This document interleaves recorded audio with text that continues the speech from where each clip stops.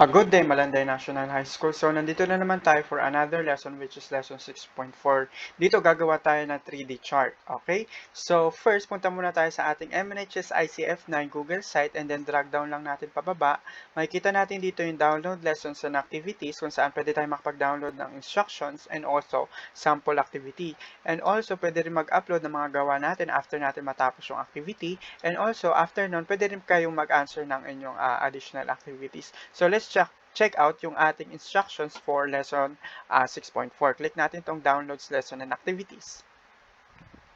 Dito makikita natin yung mga instructions. So, hanapin lang natin yung lesson 6.4, which is Snowiest Cities in US. So, creating bar chart, which is yung 3D gagawin nga natin. Click lang natin yan. Okay, so ito, mag-i-insert tayo ng bar chart at saka magpo-format tayo ng bar chart. So, ito yung gagamitin natin which is siguro yung 3D according sa instructions. And then, gagawin natin itong mga instructions na pinapagawa dito. And also, ito yung nakatype na ida-download natin mamaya. And also, ito yung isang output na gagawin natin. Hindi nga lang natin mababago yung background na yellow, pero kung ano man yung magawa natin, okay na yon. And also, ito naman yung isa pang part. So, meron tayong dalawang sheets. So, first, download natin yung sample spreadsheet. Punta tayo sa ating MNHS ICF9 Google site. Dito may makikita kayong download sample spreadsheet. Click natin to. And then, hanapin natin yung lesson 6.4. Which is, ito siya, Snowiest Cities. As we can see, dalawa yung sheet nyo dito. Isang sheet 1, isang sheet 2.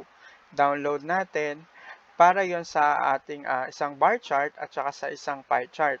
3D naman ang gagawin natin dito. So first, baguhin natin muna yung pangalan nito, rename, which is our bar chart. Okay? Then yung isa naman, gawin natin itong rename natin, gawin natin itong pie chart. Okay? So punta muna tayo sa bar chart natin. And also, siguro, edit na natin ito. Mula na tayo ditong babaguhin sa content. I-hide na lang natin kasi hindi naman natin kailangan itong population. Hide. And then, highlight natin yung kailangan natin, which is this one. And then, pwede na tayo mag-insert ng ating bar chart. Punta muna tayo ng ating chart. Then, hanapin natin tong bar chart. Okay? Hanap lang tayo dito ng 3D. Siguro, pwede na ito. Okay, ayan na siya. And then, baguhin na lang natin yung ating mga legends na sinasabi dito. Okay, so first, punta muna tayo dito sa ating title. Ang nakalagay sa title is, okay, ano nakalagay sa title? Check natin. Okay, so Snowiest US Cities. So, type lang natin. Okay, okay, delete natin to. Snowiest US Cities. And then, baguhin din natin yung title natin. Ayan, ay dapat ay 18. Okay, ayan. And also, maglagay din tayo ng ating legend. Tanggalin natin tong legend na to. Okay, elements, then legends, none. Then, maglagay tayo ng axis natin, horizontal. Ang nakalagay sa horizontal is, okay, snowfall totals. So, double-click natin ito. Ayan, edit natin.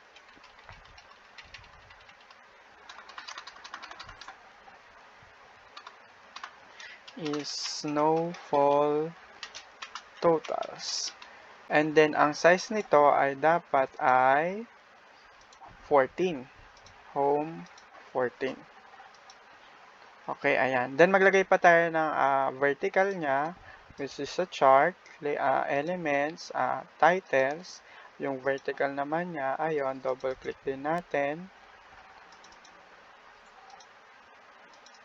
Double-click natin itong title dito. Ayan.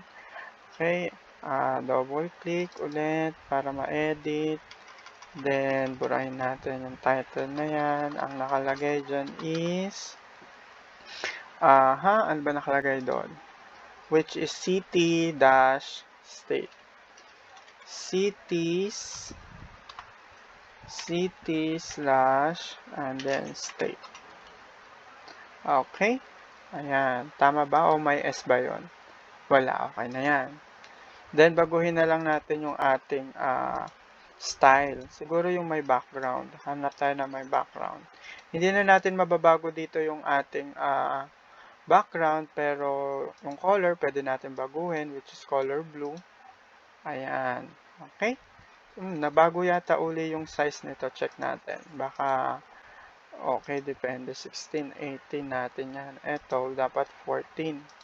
Ayusin na lang natin ulit. 14.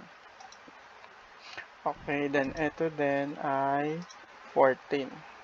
Home 14. Okay, bakit ito ay naka big letters? Liitan lang natin ha, hindi siya big letters. Ayusin na lang natin. Oops. Hindi. Ganun talaga siya. Snowfall totals. Dahil siguro yun sa ating layout. Pero, pwede na rin naman na yan. Pero, parang trip ko yung color, yellow. Check na lang natin yung color. Hanap tayo yellow. Para lumiwanag. Okay, ayan. Ayan na yun sa ating bar chart. Doon naman tayo sa ating pie chart. So, ganun pa rin ang gagawin natin dito. Hide pa rin natin ito. Hide. And then, select natin itong mga kailangan na data. And then, click tayo ng pie chart. Okay, insert tayo ng pie chart. 3D naman. Itong 3D. Ito. Okay, ayan. So, baguhin ulit natin yung title natin. Baguhin natin ito. Okay, burahin na natin. Ang nakalagay dito ay Snowiest Cities. Snowiest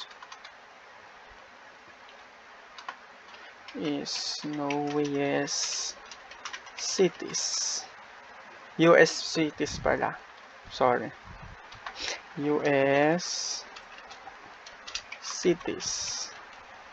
Ayan. And also, yung legend niya, nasa kanan yata. Check natin. Okay, nasa kanan nga. Hanapin natin ito. Okay, chart. Then, legends. Okay, elements. Then, labels, legends.